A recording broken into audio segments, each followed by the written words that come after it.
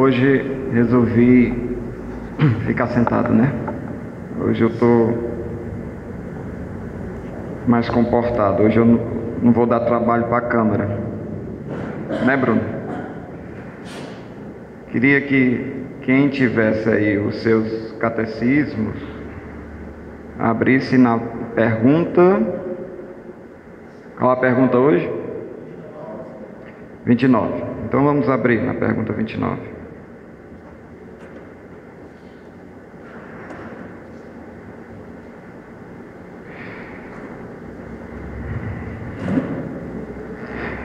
A pergunta 29 diz assim: quais são os castigos do pecado no mundo por vir?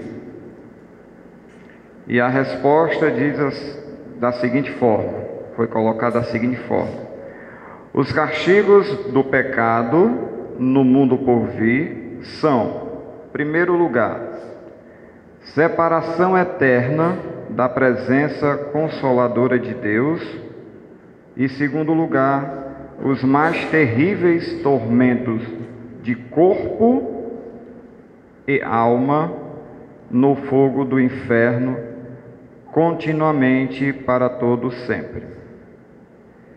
E aí temos alguns, para quem tem o catecismo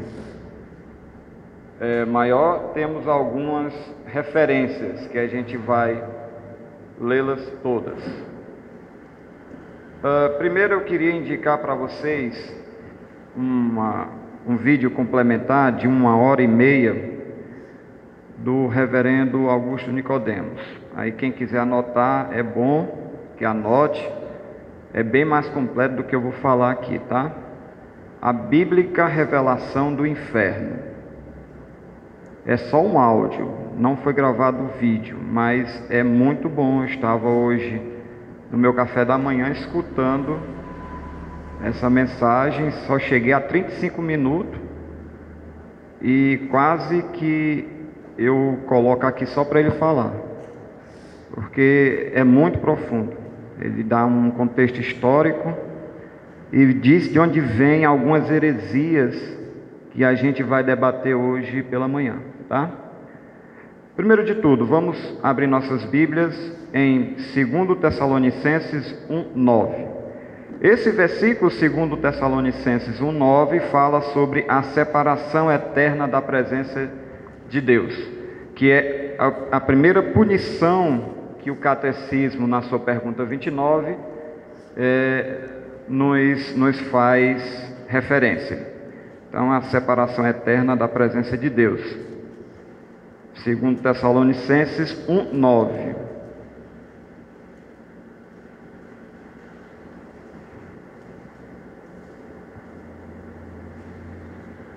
Eu vou ler e a gente vai ler outros versículos.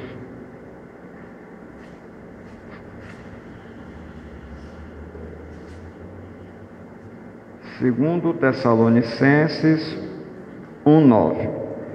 Estes sofrerão penalidade de eterna destruição, banidos da face do Senhor e da glória do seu poder.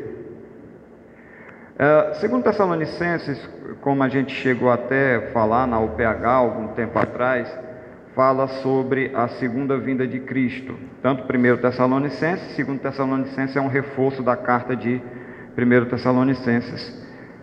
Fala sobre a revelação da apostasia, fala sobre a segunda vinda de Cristo. E aqui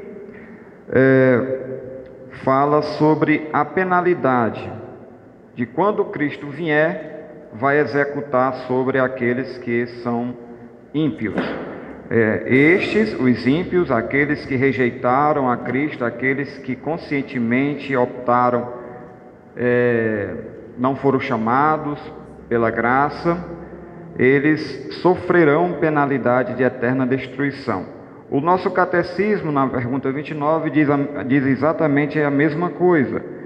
O castigo do pecado no mundo por vir são a separação eterna da consoladora presença de Deus.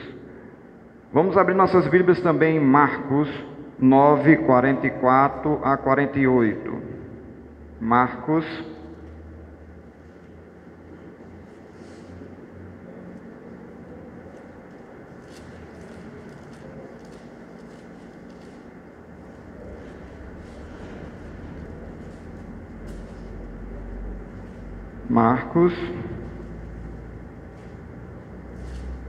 9, 44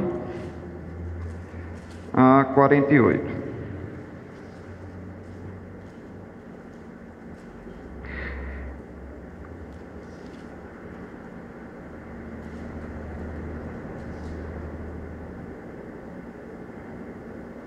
Onde não lhes morre o verme, nem o fogo se apaga. E se teu pé te faz tropeçar, corta-o. É melhor entrares na vida aleijado do que, tendo 2 pés, seres lançado no inferno, onde não lhes morre o verme, nem o fogo se apaga. E se um dos teus olhos te faz tropeçar, arranca-o. É melhor entrares no reino de Deus com um só dos teus olhos do que, tendo os 2, seres lançado no inferno, onde não lhes morre o verme, nem o fogo se apaga. Esse trecho, se você começar lá do 42, vai até o 48, esse trecho fala sobre os tormentos que estão por vir para aqueles que rejeitaram a Cristo, para os ímpios. Vamos também abrir em Lucas 16, 24. Lucas 16, 24. Então a gente já viu uma base bíblica para a separação eterna em 2 Tessalonicenses, agora estamos na segunda punição, que é os tormentos eternos. Os terríveis tormentos do corpo e da alma. Lucas 16, 24. Lucas 16, 24. Então, clamando, disse: Abraão, tem misericórdia de mim, e manda Lázaro que molhe em água a ponta do dedo e me refresque a língua, porque estou atormentado nesta chama. Aqui fala sobre o rico e Lázaro, né? O rico que teve tudo na vida, aqui nessa terra, e o mendigo que até suas feridas eram lambidas pelos cachorros. E o rico teve como punição o inferno e Lázaro o céu. Os anjos levaram Lázaro e logicamente isso é uma parábola, né? Não podemos fazer toda uma doutrina em cima de uma parábola, mas aqui retrata o tormento que aqueles que rejeitam a Cristo vão passar, as almas vão passar, certo? E mais, Apocalipse 14, Apocalipse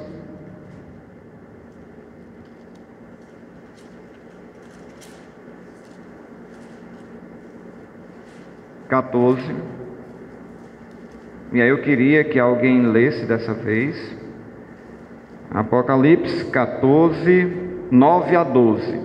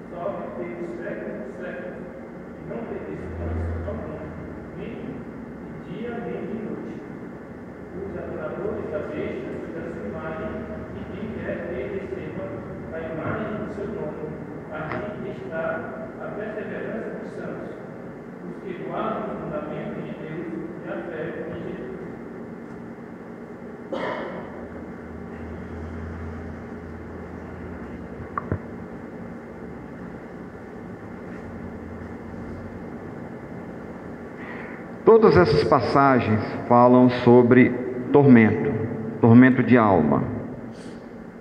Tormento de alma. Segundo o catecismo, não só haverá tormento para a alma, como para o corpo. Então, no último dia, na vinda do Senhor, todos ressuscitarão. Alguns para a vida eterna, outros para o tormento eterno. Mas todos terão seus corpos restituídos às suas almas. Existe um local chamado céu, seio de Abraão, e um local chamado Hades, sepultura, reino dos mortos. Ambos são locais intermediários onde as almas estão. Quando estamos na sepultura, e todos vão para a sepultura, por isso que a Bíblia diz que Jesus desceu ao inferno, e aí temos que fazer um esclarecimento a respeito da palavra inferno, porque inferno tem 3 nomes, tem Hades, tem Geena e tem Tártaro, Geena, Hades e Tártaro, Geena, mas tem um quarto.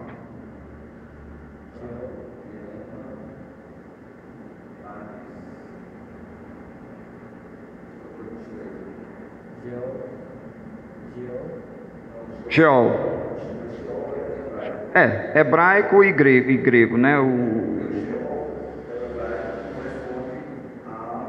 Geena. Geena em hebraico, que é do Vale de Inom. Alguém sabe quem é o Vale de Inom? Vale de Inom. O que é que aconteceu no Vale de Inom?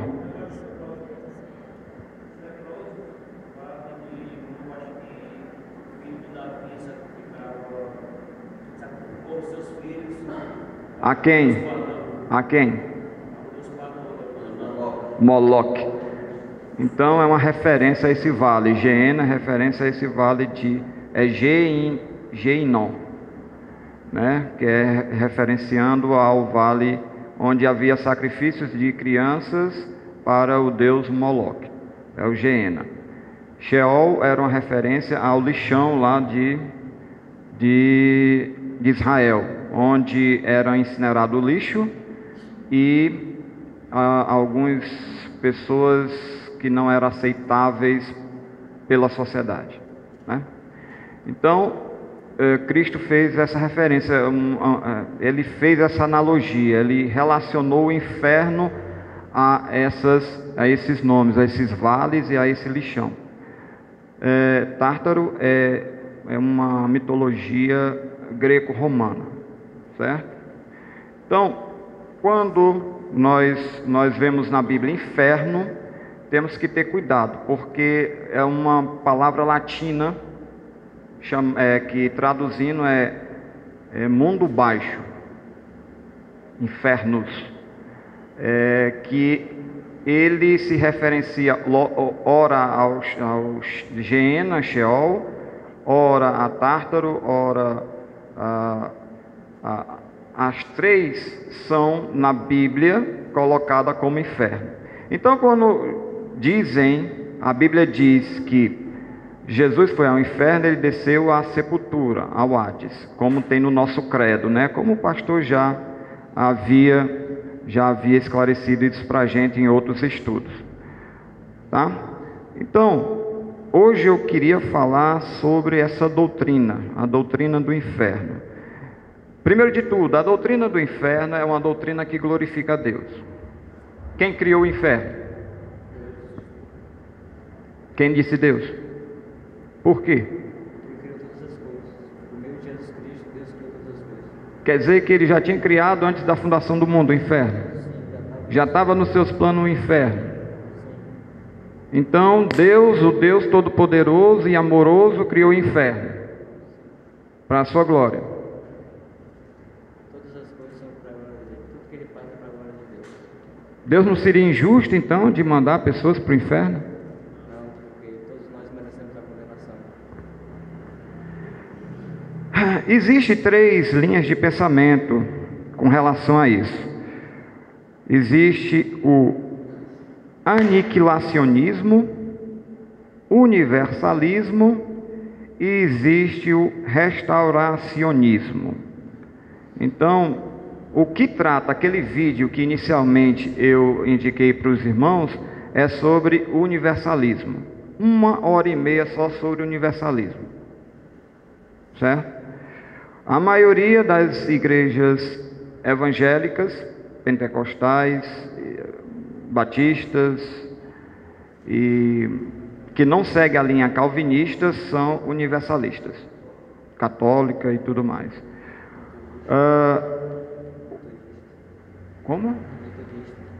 Metodista também, sim. Então, a quem não segue o calvinismo é universalista, tá? Então, o que é que prega o universalismo? O universalismo, ele ensina que todos os seres humanos serão finalmente salvos. Todos serão salvos. Isso. Aí tem a doutrina do purgatório, não sei de onde tiraram, mas tem essa doutrina, certo? Que aí você vai passar um tempo purgando, pagando os seus pecados para ter uma nova chance, certo? Vamos abrir a Bíblia aí, 10:26, Mateus 10. Você não tem certeza não? Então tem que dizer quando tiver certeza. 10:26. Tem nos livros apócrifos da Igreja Católica sobre isso. Portanto, não os temais, pois nada há encoberto que não venha a ser revelado, nem oculto que não venha a ser conhecido. Não, eu creio que deve ser outro. Eu não sei a base para, se o pastor quiser falar um pouco a respeito do purgatório.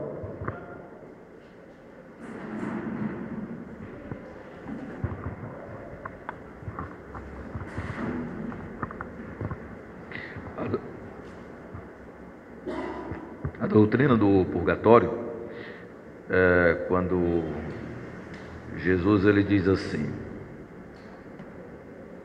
e se tu estás diante do altar, para ali fazeres a oferta e lá te lembrares que teu irmão tem algo contra ti, vai reconciliar-te primeiro com teu irmão, e para que ele não te entregue aos verdugos, e aproveita enquanto está a caminho, para que ele não te entregue aos verdugos e seja lançado na prisão, e ali pagues até o último centavo,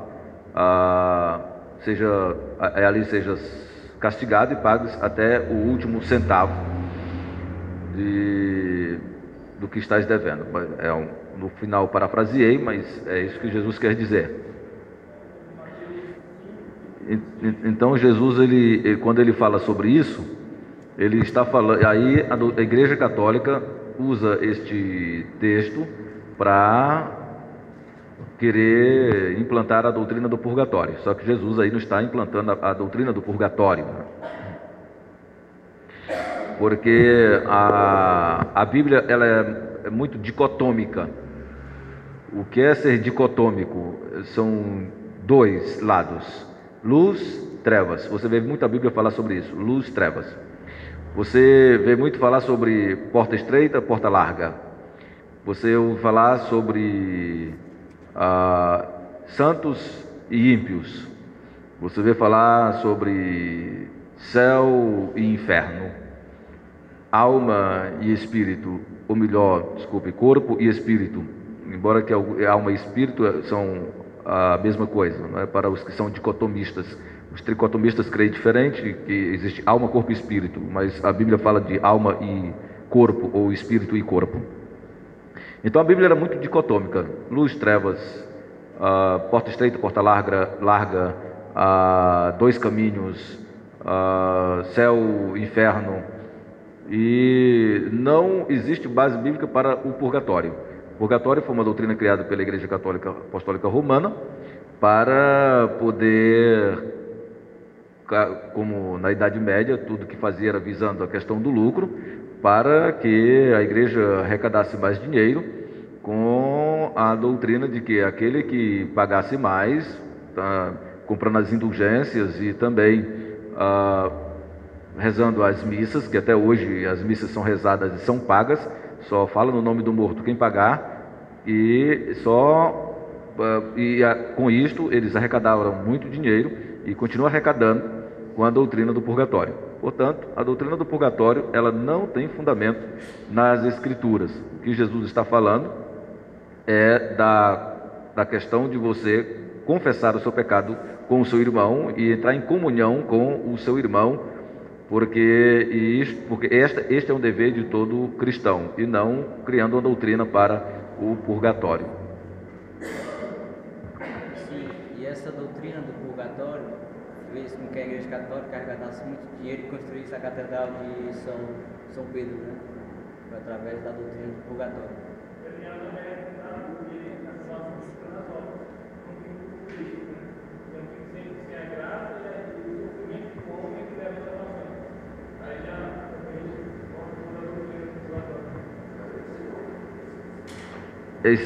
Seria mais a questão do comprar a salvação, né? Porque aquele que paga mais sai do purgatório. Tem até uma piada que o pessoal conta, né?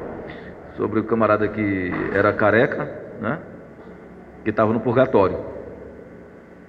Aí o homem era muito rico, morreu, e o pai e o filho chegou para o padre e disse: padre, e agora, como é que está meu pai? Meu filho, seu pai está no purgatório. E aí, o que é que faz para ele sair, padre?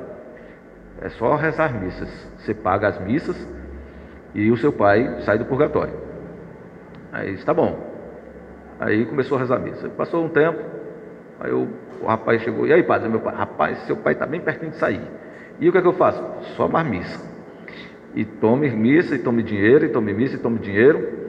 E com o tempo, o cara: e aí, padre? Aí o padre: rapaz, seu pai está com o pezinho do lado de fora, já do purgatório. É mesmo, padre? E aí o que eu faço? Mais missa. E tome dinheiro, e tome missa. Aí passou um tempo, o cabra: e aí, padre? Rapaz, teu pai é muito azarado. O que foi, padre? Rapaz, o anjo veio buscar os que saíram do purgatório e ia levando teu pai. Rapaz, quando ia subindo, aí escorregou da mão do anjo. Aí o anjo ainda pegou pelos cabelos dele, mas ele caiu e não foi não. Aí o cabra olhou e disse assim: padre, mas meu pai era careca. Aí é complicado, né? Então, só a questão do pessoal conta para...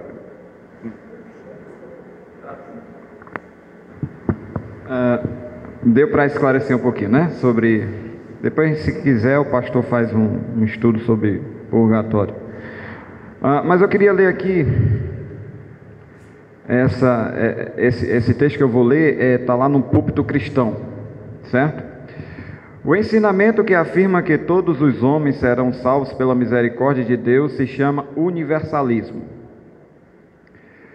De modo crescente, o universalismo se insinua por declarações da Igreja Católica Romana, bem como alguns grupos da Igreja Protestante de linha mais liberal. Essa doutrina se mantém e se propaga pela força de dois tipos de argumentação. O primeiro, sendo teológico, apela para a razão e emoções humanas, enquanto o segundo se fundamenta em interpretações duvidosas de alguns textos ou trechos da Bíblia. O nacionalismo judaico, que dominava na época de Jesus, abriu uma brecha extremamente estreita para prosélitos, novos convertidos, que renunciavam suas origens gentílicas e ingressavam dentro do povo de Deus por meio de batismo, circuncisão, sacrifício e compromisso com a lei. Assim, alcançariam o supremo benefício de ingressar no povo de Deus chamado Israel, mas não a garantia da salvação. Os profetas do Antigo Testamento previam um tempo futuro em que o Messias viria, não apenas para trazer a salvação ao povo escolhido, mas também aos gentios.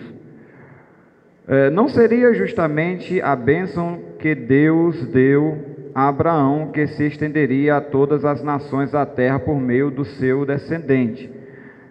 A nova aliança efetuada pela pessoa e obra de Jesus na cruz criou uma raça eleita, sacerdócio real, nação santa e povo de propriedade exclusiva de Deus, composta de judeus e gentios convertidos.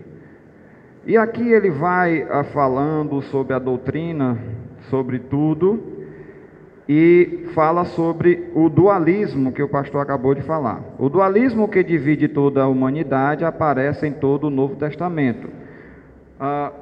Falando um pouquinho da abordagem do dualismo, isso é uma doutrina gnóstica, o dualismo.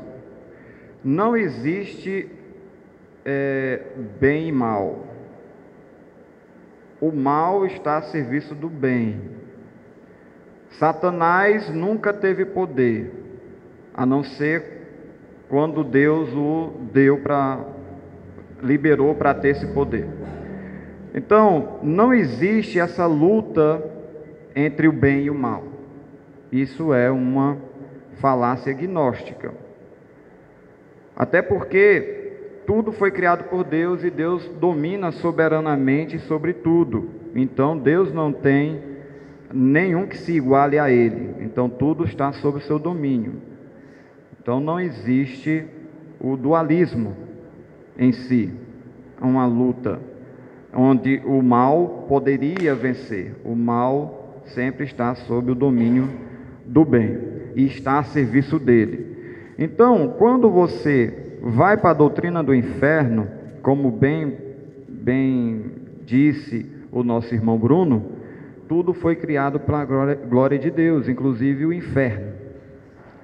E aí, quando você imagina inferno, imagina tormentos da alma, tormentos do corpo, qual é a primeira imagem que vem à sua cabeça? Amanda, qual é a primeira imagem que vem à tua cabeça? Inferno, a palavra inferno, qual é a primeira imagem que vem na tua cabeça?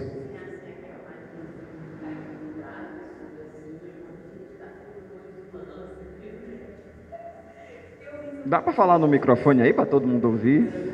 Por favor. Não, ouviu não. O pessoal da internet não vai ouvir. Vai. A imagem, né, de uma pessoa, tipo, pendurada, sei lá. Aí, tem um bocado de coisa pendurada lá. Aí tem um fogo nele, que não se apaga, né, aquele fogo lá. Aí tem, tipo, uns caras feios, bem feios. Enfiando as lanças nele, e eles lá gritando direto. Eu acho que eu vi isso num filme.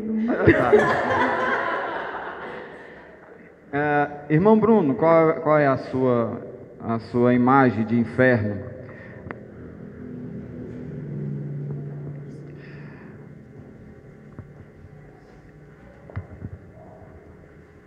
A minha era praticamente a mesma da Amanda, né? Mas incremente mais, então. Mas quando eu comecei a conhecer a Bíblia, aí eu entendi... Não vale certo, não. Diga só a imagem errada mesmo. Então a imagem errada que eu tinha sobre o inferno era que realmente era fogo que tinha lá e a gente estava lá se queimando no inferno. E o fogo não ia se apagar jamais. E a gente queimando no inferno literalmente. Um fogo literalmente. Henrique, diga aí sua imagem. Diga, rapaz, você... Que é isso, rapaz? Diga. O nome inferno, qual é a primeira coisa que vem na tua cabeça? Muito fogo e as pessoas sendo queimadas e espetadas por outras. Muito fogo. Eita, é fogo, irmão, é fogo puro, né? Irmão Ailton, qual é a sua imagem a respeito de inferno? Para mim, eu tenho assim na mente. Inferno, quando vem inferno, eu sempre imagino assim: Deus é luz.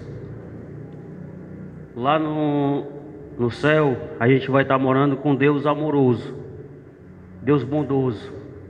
No inferno, vai ser totalmente ao contrário, um Deus irado. Imagine aí um Deus irado. Porque aí eu tiro sempre os exemplos, o que aconteceu na Bíblia, do povo que não servia a Deus, ou seja, o povo que servia a deuses pagãos, o que acontecia, a desgraça que acontecia com eles. Sim, mas o inferno depois da morte, é isso? O inferno, para mim, eu vejo como isso, né? Sim, uma ira muito grande de Deus sobre as pessoas, um tormento muito grande. Pois eu vou perguntar, vai ter fogo lá? Fogo, eu não posso dizer se vai haver, mas é assim. Por que não? A gente acabou de ver que tem fogo lá. Porque assim, Não foi, eu não? vejo Pera aí que assim, eu- como eu- uma pera aí. ira muito grande. Espera aí que eu vou ler de novo. Vamos ler de novo então. Irmão, eu não posso dizer se aí tem fogo, não, irmão, que eu não vou pra lá, não.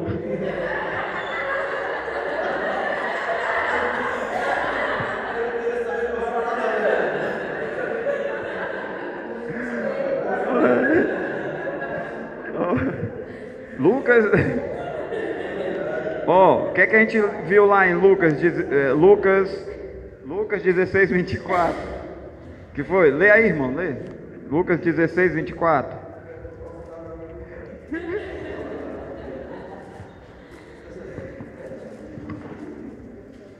Lucas 16, 24.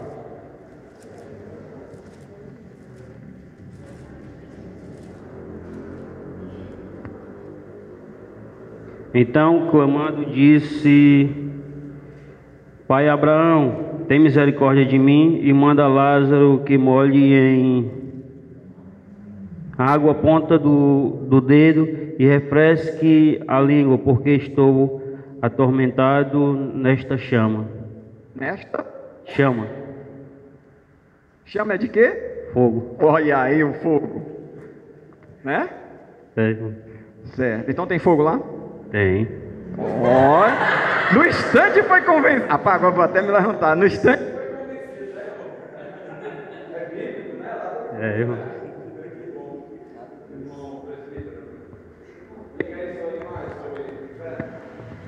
O inferno para mim, eu pensava, O né? inferno para mim é. Eu pensava que o inferno... Pensava ou pensa ainda? Pensava, né? Então como é que você pensa agora? Eu pensava... Não, agora eu não quero nem saber dele. Mas tem que aprender, irmão, a Não respeito. quero nem saber dele, deixa ele pra Para lá. saber do que é que você se livrou. O inferno que eu pensava antigamente, quando eu não conhecia a Cristo, era um homem O com homem? chifre, O homem com chifre. com espeto, furando todo mundo. Muito sofrimento, muita dor, muito fogo, muita brasa, muito sofrimento, muito choro. Inferno para mim, que eu pensava antigamente, era assim. Hoje eu não penso dessa forma. E hoje como é que você pensa? Não quero nem pensar como é. Ah, bom, rapaz, você. É isso? As pessoas estão assistindo muito filme de terror, viu?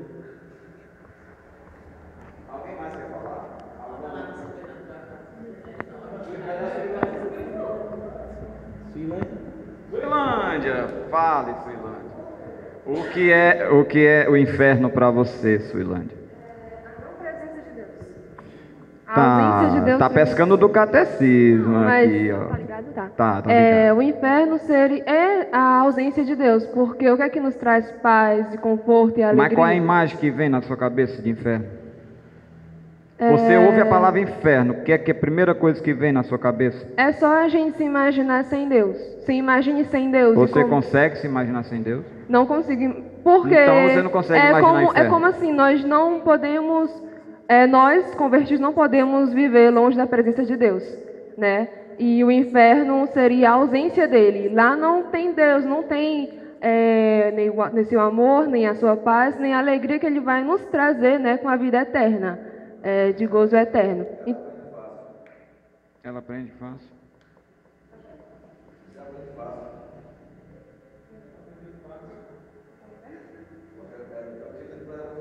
Isso não vale.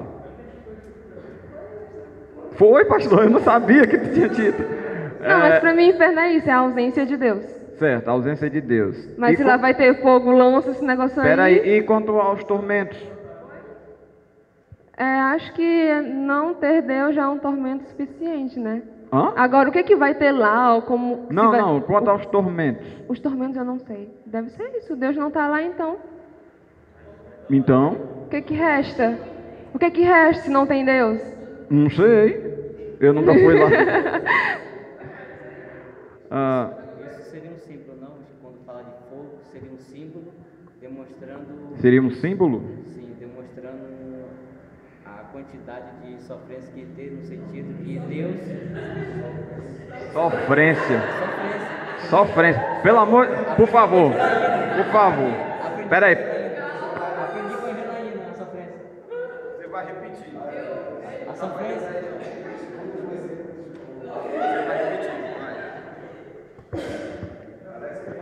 A sofrência, eu aprendi com a Janaína, não tá aí não, né? Eu aprendi com a Janaína a sofrência. Quando eu vejo, quando a Bíblia fala fogo, que vai ter um fogo que não vai se apagar, eu entendo que isso é um símbolo. Isso, é o quê? Isso não é literal, isso é algo simbólico. E o que é que seria então? Seria o homem completamente afastado de Deus, demonstrando realmente aquelas imagens que Jesus demonstrou lá sobre o lixão que existia lá em Israel, aquelas coisas lá. Sim, mas lá no lixão existia fogo. Mas ele estava fazendo comparação, tanto que em Lucas 16 é uma parábola, isso não é algo literal. Certo. Então o que é o fogo que se traz, o fogo eterno? Lago de fogo e enxofre, o que é? Seria um lugar de tormento, não é que existe um lugar físico, um lugar pairando no céu, um lugar? Creio eu que provavelmente um lugar físico.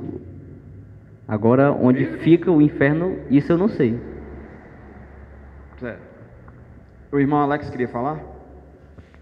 Não. O irmão presbítero quer falar. Ficar sem Deus no céu, isso significa. O quê? Ficar sem Deus no céu.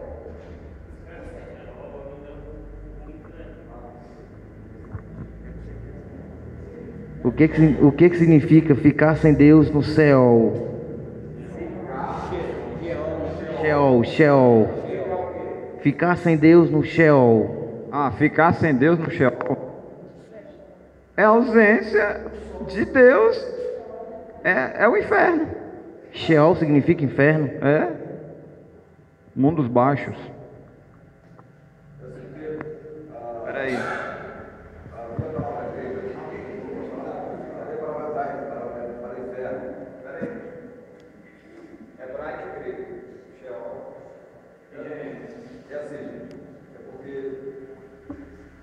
Quando algumas palavras, elas são, assim, às vezes difíceis para nós compreendermos, porque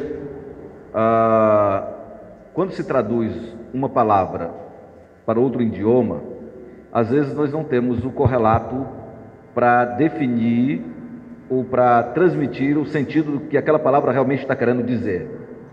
Então isso acontece muito quando, por exemplo, quando você quer dizer que está com saudade de alguém em inglês, como é que você fala?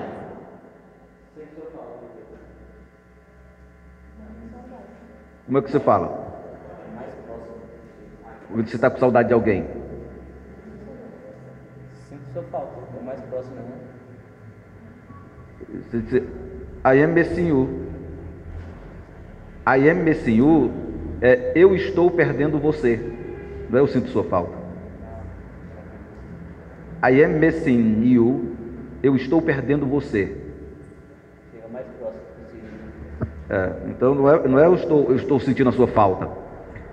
I am missing you significa eu estou perdendo você, para saudade. Eles não têm uma palavra para, se eles forem traduzir, se eu chegar lá e disser assim, eu estou com saudade de vocês, o tradutor vai dizer,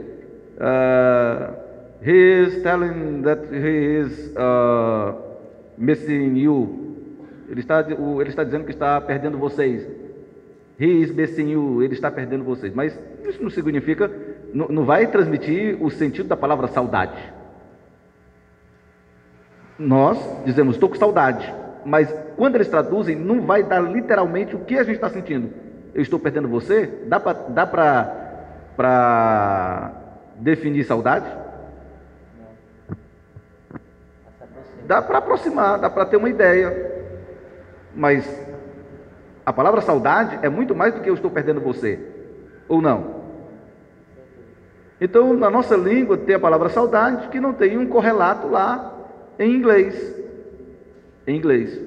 Assim também tem no hebraico e no grego palavras que não têm correlatos na nossa língua.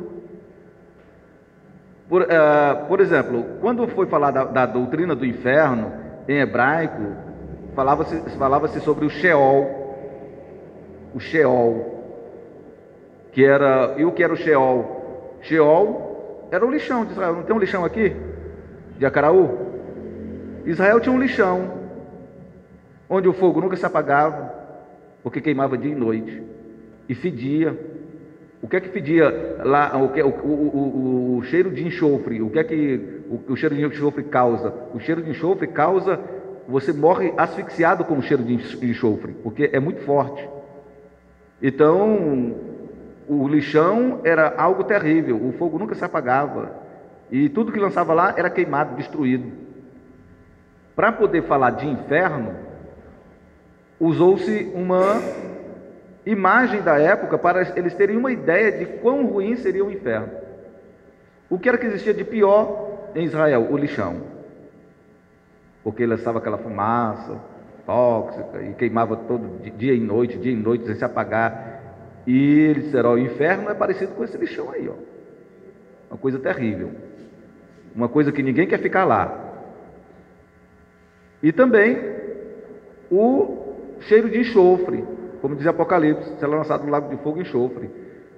Então o enxofre era algo que era incapaz de se respirar, ficava asfixiado. Você tem que sair, porque senão você morre asfixiado com o cheiro de enxofre quando é forte, né? E então existe a palavra Sheol para inferno, e a palavra Boquer para sepultura em hebraico. Quando veio para o grego, aí veio o Geena, que é o lixão, o Geena. Veio o Hades, que é sepultura. Veio o Tártaro. As 3 palavras para inferno: Tártaro, Geena e Hades em grego. Aí para a nossa língua, quando foi traduzir, não tem 3 palavras para inferno, é só inferno. Mas ficava mais assim adequado da Bíblia, vamos dizer assim, ficava assim mais encaixado. É assim, mas se falasse Geena, ninguém iria entender, porque Geena era o local do lixão lá de Israel. O local era chamado de Geena. Sobre o lixão, para explicar o que era. Então, inferno. Aí quando a gente vê que Jesus desceu ao Hades, aí a tradução, quando você vai, está lá inferno, sepultura e tal, porque também Hades pode ser traduzido por inferno, mas é sepultura. Jesus desceu à sepultura. Então não ao inferno Geena, porque Geena é o inferno para onde vão os condenados. Jesus não foi ao Geena, ele foi ao Hades. Por isso a diferença entre as 2 palavras é importante você entender. Então Jesus não foi ao Geena, Jesus foi ao Hades, à sepultura, desceu à sepultura. Hades. Exato, por causa de Hades, que eles traduzem por inferno. Não só alguns católicos, a maioria dos crentes acreditam nisso. Que Jesus desceu ao inferno e tomou a chave das mãos do diabo. Eu mesmo antes de entrar na presbiteriana do Brasil, eu mesmo pensava que Jesus tinha ido lá no inferno buscar a chave do inferno. Eu mesmo. Eu digo, como é que pode? Jesus foi para o inferno porque ele estava com pecado. Aí então, tem um camarada que disse, rapaz, Jesus ele arrombou a porta do inferno e tomou a chave da mão do diabo. Aí, se ele arrombou a porta, para que ele queria a chave então, né? Já tinha arrombado a porta, queria a chave para quê? Então, essas coisas assim que não dá para entender muito bem. Então, é por isso que é interessante, por isso que um pastor, ele precisa fazer um seminário, ele precisa estudar as línguas originais, que é para justamente tirar essas dúvidas das pessoas. Por exemplo, amor, né? Eu já falei aqui para os irmãos. Em grego, existem 4 palavras para amor. Na nossa língua só existe uma. Aí não dá para transmitir o que está querendo dizer lá. Você tem que ir para os originais para saber. Então, tem o amor eros, agape, filéu e o estorguê. Aí quando a palavra de Deus ama o teu inimigo, Aí ele disse, mas como é que eu vou amar o meu inimigo? Porque está pensando que é o amor filéu.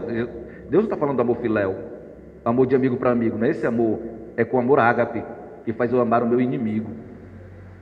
O filéu, o eros e o estorguê não vai servir aí, é o ágape. Aí por isso que você tem que ter essa definição. Para nossa língua isso é amor, né? A pessoa conheceu um cara hoje, teve relação, fez amor com ele. Um pai ama o filho, o homem ama a mulher. Então só tem essa palavra. Então por isso que é interessante você conhecer para poder fazer essas distinções, para poder entender a doutrina de quando Jesus desceu ao Hades, o que isso significa. Foi ao Geena, ao inferno, onde vão ser lançados os condenados e os demônios? Não, ele foi à sepultura. Aí, agora eu entendi. Aí quando fala em Mateus capítulo 25, 41, então dirá o rei aos que estiverem à sua esquerda, apartai-vos de mim, malditos, para o fogo eterno preparado para o diabo e seus anjos. Está lá, aí é Geena, aí vai para o local realmente de tormento, onde vão os condenados. Então, meus irmãos, é o seguinte, a gente falou sobre o universalismo e existe outra linha chamada aniquilacionismo. Eles pregam o seguinte, eles pregam que eles vão se ressuscitar, os ímpios, vai vir o Espírito e depois Deus mata de novo, aniquila para sempre. Eles não vão passar por sofrimento, eles só vão morrer.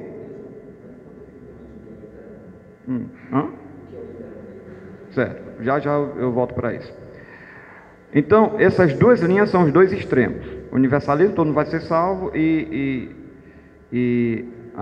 aniquilacionismo, os ímpios vão ser aniquilados para sempre, é só a morte, não vai ter sofrimento. Com relação ao inferno, que a gente começou a definição. Adventista. John Stott defende. Um famoso teólogo chamado John Stott defende isso.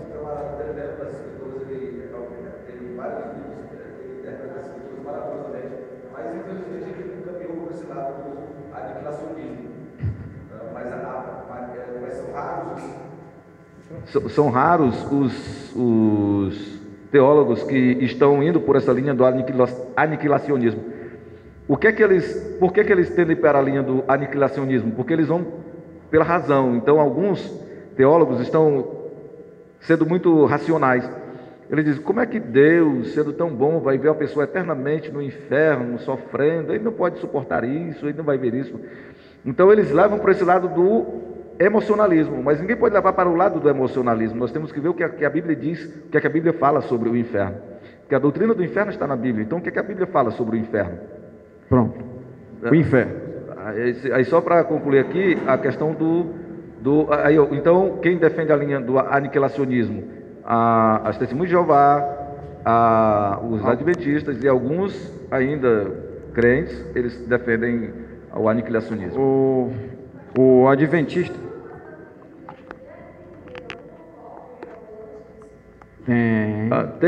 assim, tudo é tirado da Bíblia, todas as heresias. É assim, todas as doutrinas, elas são supostamente tiradas da Bíblia, né? Todas as doutrinas. Então, o camarada que fala sobre doutrina, ele vai buscar um fundamento na Bíblia. Agora, o problema é este fundamento que ele está trazendo, ele é coerente com toda a Escritura? Realmente é isso que está querendo dizer? Um estudo sério, fazendo uma exegese, fazendo uma hermenêutica séria, dá para entender isso? O que foi? O exegese, porque eu falei exegese, o que é isso? É você fazer um estudo aprofundado, respeitando a língua original, olhando detalhes e mais detalhes, porque assim, a Bíblia, a gente não pode só ler e não, você tem que pegar detalhes e mais detalhes, às vezes uma vírgula, às vezes um acento que está fora do lugar, às vezes porque o hebraico ele tem muitos pontinhos, né? O hebraico bíblico, o atual não tem, mas o hebraico bíblico tem muito, então uma coisa pode mudar, uma vírgula muda o sentido de demais. Por exemplo, as testemunhas de Jeová, elas dizem assim, quando Jesus diz, hoje te digo que hoje mesmo estarás comigo no paraíso. Aí as testemunhas de Jeová colocam, te digo hoje, vírgula, estarás comigo no paraíso. Então uma vírgula mudou o sentido totalmente do texto. Jesus, te digo que hoje mesmo estarás comigo no paraíso. Aí as testemunhas de Jeová colocam, te digo, vírgula, te digo hoje, vírgula, que estarás comigo no paraíso. Quando você coloca, te digo hoje, vírgula, estarás comigo no paraíso, isso pode ser hoje, amanhã, daqui a 1000 anos e tal, tal. Estão entendendo? A questão de você, os detalhes de você. Por isso que o teólogo, ele não é apenas uma pessoa que tem um olhar superficial, ele tem um olhar, um crivo, é igual um perito da polícia, ele tem um olhar diferenciado, é igual um médico que quando olha para um paciente, ele tem um olhar diferenciado, é diferente daquele que olha apenas com um olhar leigo, o médico já vai para um exame mais aprofundado.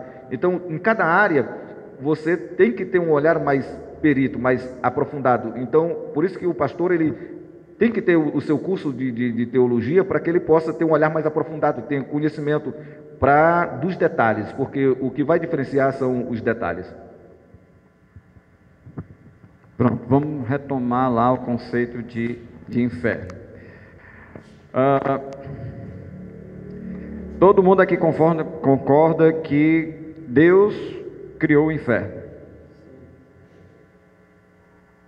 Todo mundo concorda também que Satanás e seus anjos vão ser colocados no inferno. Todo mundo concorda também aqui que Satanás vai ser atormentado e os seus anjos pela eternidade, pelos séculos dos séculos. Então, como é que vocês têm na imagem, na cabeça de vocês, que existe homens de chifre lá com tridente atormentando os outros?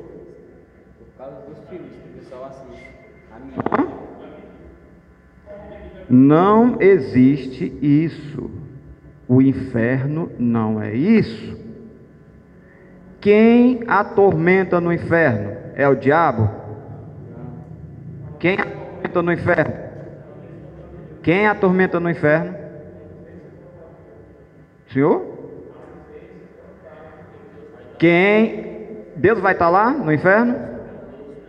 Deus está no inferno. Oh, é bom quando a gente tem essa cara de surpresa, é muito bom. Isso é chamado doutrina do inferno. Como é que Deus cria um próprio lugar que ele não pode ir? Me diga, me responda isso. Deus está em todo lugar. Deus é soberanamente poderoso. Deus, ele vai infligir tormentos eternos aos anjos caídos, a Satanás e àqueles que rejeitaram seu filho.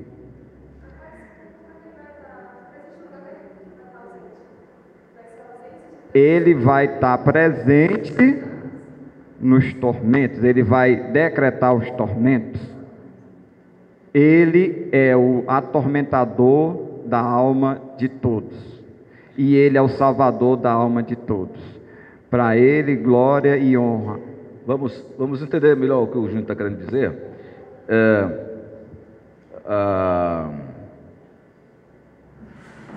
Deixa eu concatenar as ideias. Mas o que ele falou está certo, está correto.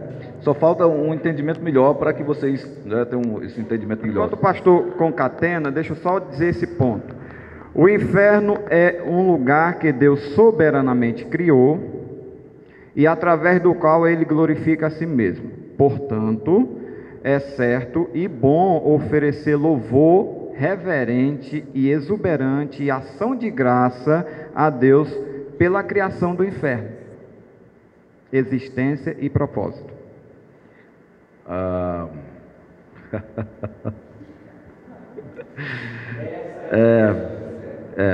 Tá certo, é isso aí mesmo.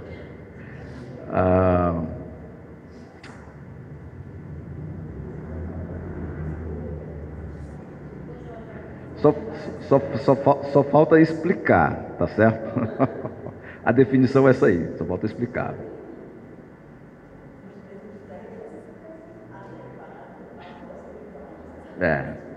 Gente, vamos raciocinar aqui conosco aqui. Deus, tudo que existe, né, porque dele, por ele e para ele são todas as coisas eternamente. Vocês concordaram? Amém, assim seja. Todas as coisas. É o que está nas Escrituras. Então, Deus, ou melhor, tudo que existe no mundo visível e invisível foram criados por Deus. Tudo que existe foi criado para, tudo que existe e o que do mundo visível e invisível foram criados para a glória de Deus. Logo, o inferno foi criado por Deus. Logo, o inferno foi criado para a glória de quem? De Deus. Como é que Deus glorifica a si mesmo no inferno? Pela sua justiça.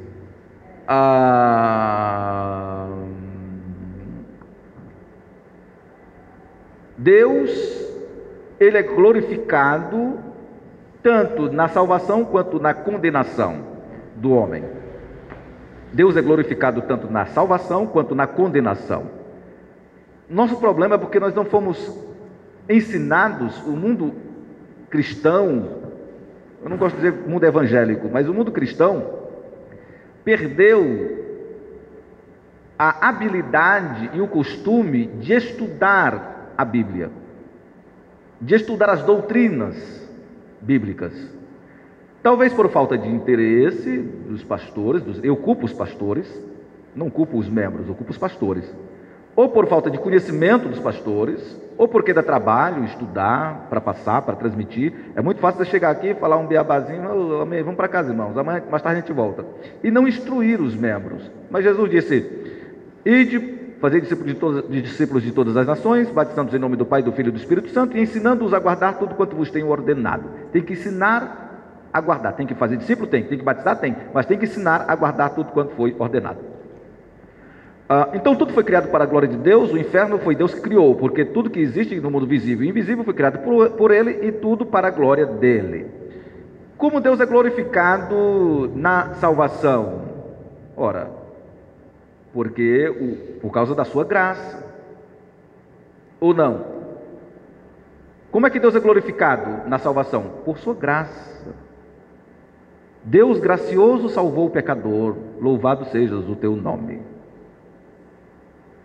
Esse Deus gracioso que salvou o pecador também é um Deus justo, que manda aquele que não foi salvo para o inferno. Louvado seja esse Deus gracioso que também é justo.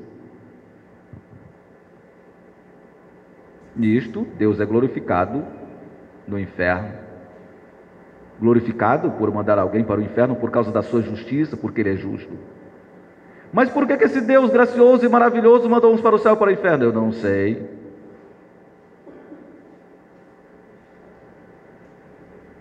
Porque não depende de quem quer nem de quem corre, mas de usar Deus a sua misericórdia, Romanos 9,16.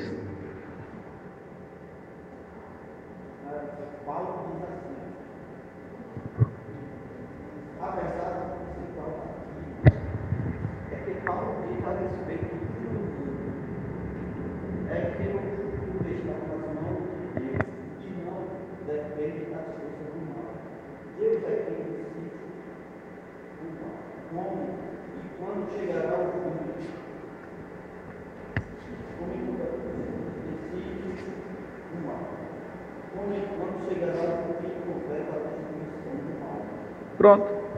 Romanos? Tá certo. A destruição do... Romanos? Qual o capítulo e versículo? Então...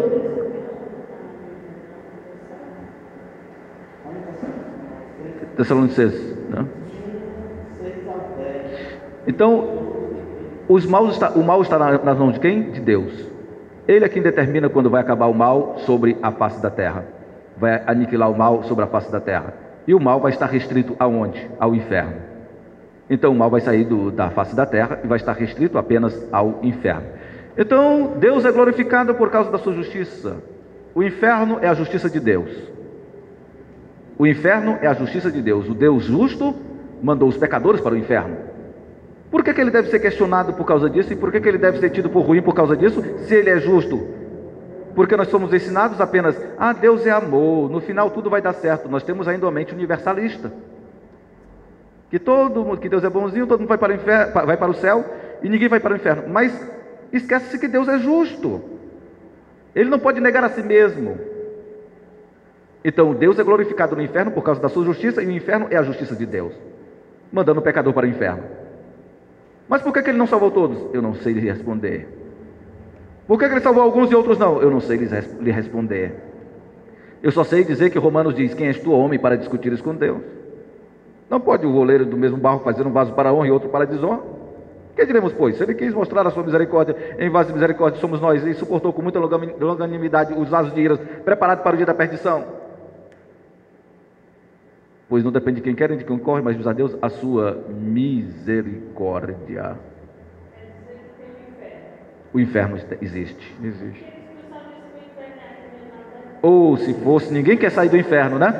Ninguém quer sair do inferno, né, irmão? Vai perguntar: você quer morrer? Deus me defenda, eu quero morrer não. O cabo adoece, faz de tudo para poder ficar vivo. Então o inferno é bom. E a Bíblia diz que o inferno é um local de tormentos, onde o bicho não morre, o fogo não se apaga. Sim. Como é que Deus vai estar no inferno? Deixa eu te explicar aqui.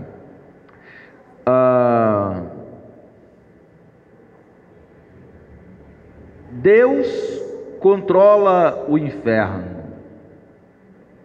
Deus controla os tormentos. Deus controla todas as coisas. Deus não vai estar lá presente no inferno. A presença de Deus no inferno é o seu controle que ele tem sobre o inferno, não que ele está no inferno. Porque o inferno o que é? É a ausência total de Deus. O mundo ainda está com a taça misturado, a taça ainda está misturada, como nos diz Apocalipse, da ira de Deus.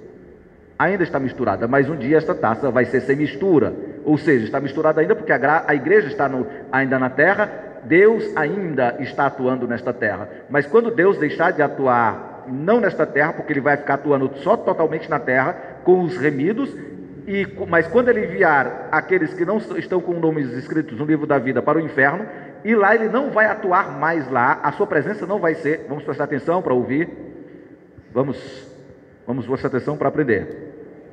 Então, se Deus não está, quando Deus enviar os condenados e os demônios e Satanás com toda a sua corja para o inferno, então lá, esse local vai ser um local onde a presença de Deus vai ser totalmente ausente, porém controlado por ele, daí ele ser soberano e ter controle sobre o inferno. Não que Deus vai estar lá no inferno, literalmente.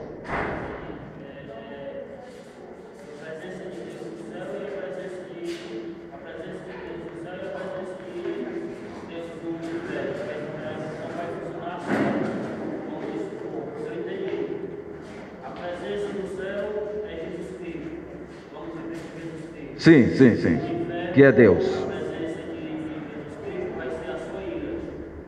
A ira, a ira de Deus lá, exato. Apenas a ira de Deus, a ira de Deus lá. Então eles vão saber que Deus existe, eles vão amaldiçoar Deus. Apocalipse diz isso. O tormento é tão grande que eles vão espraguejar Deus e eles vão ter noção da existência de Deus, porém Deus não vai estar lá com eles. Daí o tormento ser tão terrível, pela ausência de Deus. Deu para entender, Suilândia? Suilândia, deu para entender?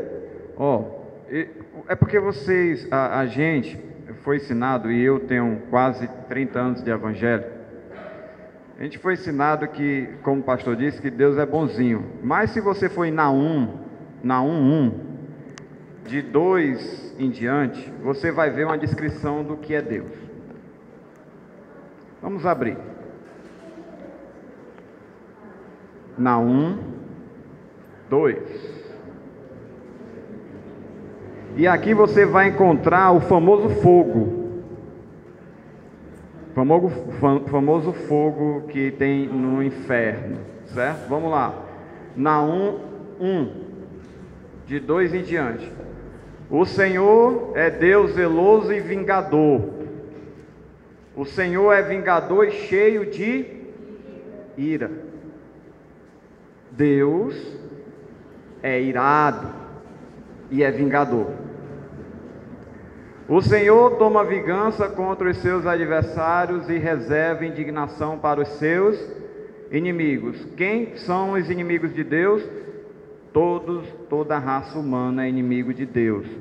Lá na eternidade, Deus escreveu um livro chamado Livro da Vida. Não foi o livro da vida? Deus entregou esse livro da vida nas mãos de Jesus para que Jesus viesse morrer por aqueles que estavam no livro, os escolhidos, só para esses. O restante é condenação. Então, o Senhor toma vingança contra os seus adversários e reserva indignação para os seus inimigos, ou seja, para toda a raça humana. O Senhor é tardio em irar-se. Por quê? Por que ele é tardio em irar-se? Porque ele sabe que na sua ira, se derramar o cálice da sua ira, ninguém sobreexiste. Por que Jesus chorou? Por que Jesus pediu para passar o cálice? Que cálice era esse? Senhor, se for possível, passa de mim esse cálice. Cálice da ira de Deus. Que foi o único que conseguiu resistir ao cálice da ira de Deus. Por isso que ele morreu por nós, por isso que ele pagou o preço. Então, o Senhor é tardio em irar-se, mais grande em poder e jamais inocenta o culpado, porque ele é justo. Todos nós somos culpados perante Deus. Então ele não terá a gente como inocente, ele condenará. O Senhor tem o seu caminho na tormenta e na tempestade, e as nuvens são o pó dos seus pés. O pastor quer falar. Só um instante, se eu terminar essa passagem, a gente vai deixar o próximo domingo. Deus repreende o mar e o faz secar, e mingua todos os rios. Desfalece Bazã e Carmelo, e a flor do Líbano se murcha.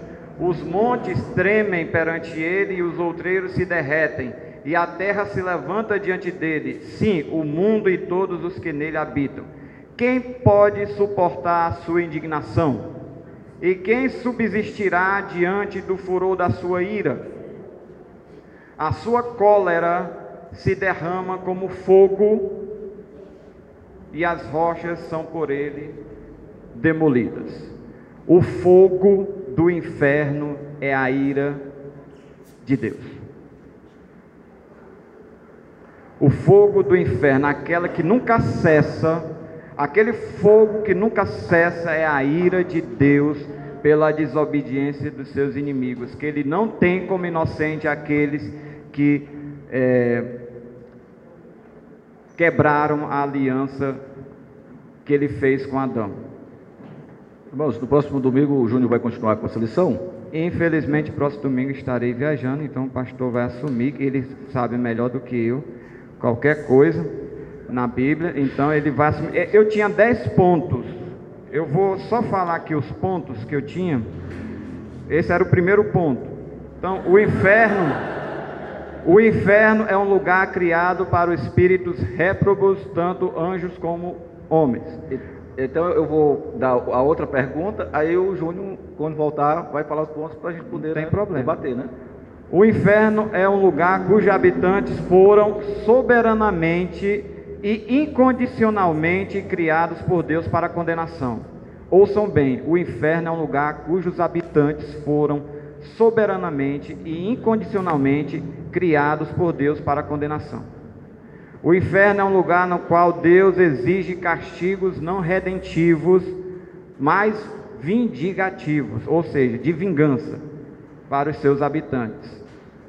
O inferno é um lugar no qual Deus ativamente causa tormento eterno, consciente e extremo nos seus habitantes. O inferno é um lugar no qual Deus demonstra sua justiça, retidão, ira e poder, através do qual ele glorifica a si mesmo.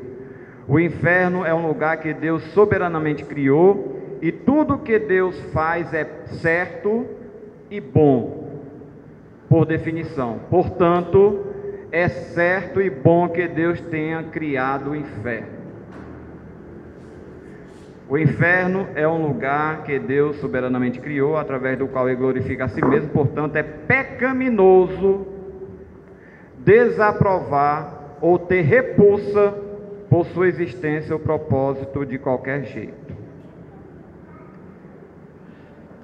E tem mais 2 pontinhos, mas já está avançado, né? O inferno é um lugar sobre o qual Deus adverte na Escritura e sobre o qual Cristo pregou em seu ministério na terra. Portanto, é certo e bom para os crentes pregar sobre o inferno e pregar sobre a única forma de evitá-lo, que é a fé em Cristo Jesus, soberanamente concedida por Deus àqueles que Ele escolheu para a salvação.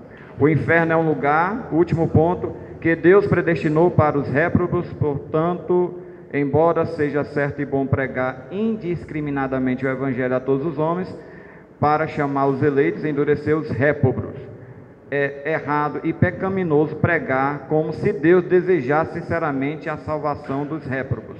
Deus não deseja a salvação dos ímpios. Deus deseja a condenação deles. Deus mandou seu Filho para salvar aqueles que estavam no livro da vida, seus nomes escritos no livro da vida. E foi para esse que Cristo veio e morreu na cruz do Calvário, para os escolhidos.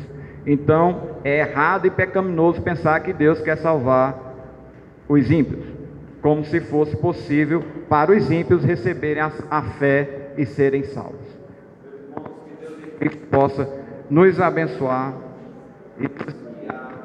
e estudem aquele vídeo do Reverendo Augusto Nicodemos que eu indiquei no início. Durante a semana, ouçam, que vocês vão descobrir outras coisas que agora eu creio que Deus preparou para que nós conhecêssemos, porque tudo tem seu tempo e tudo. Amém.